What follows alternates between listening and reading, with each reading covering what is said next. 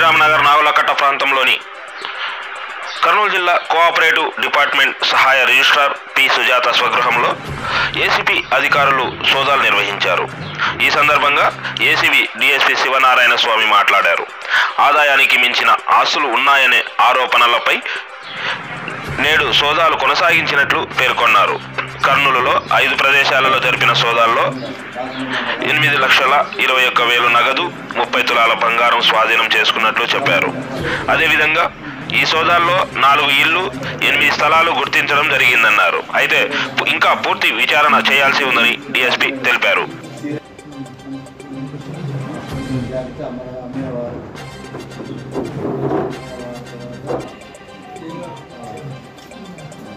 Survey number extend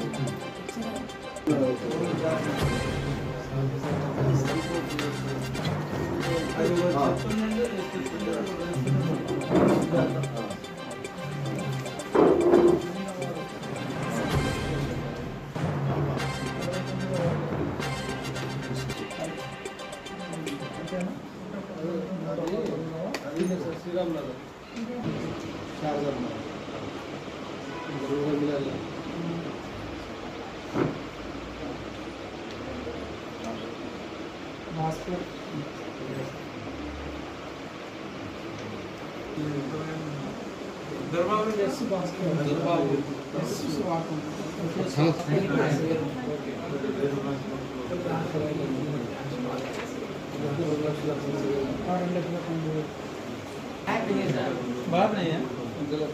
invent రాస్తున్నాను sir.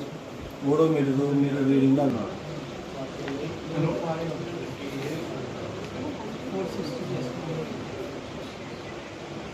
Cooperative department కర్నూలులో పనిచేస్తుంది.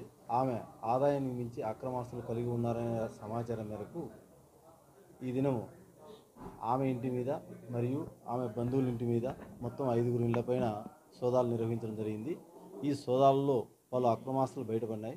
ప్రాథమికంగా ఆమెకు ఒక 4 ఇండ్లు, ఒక 8 స్థలాలు, బ్యాంక్ లాకర్లో 30 తులాల దాకా బంగారు, ప్రామిసరీ నోట్లు ఇతరవి బయటపడినాయి.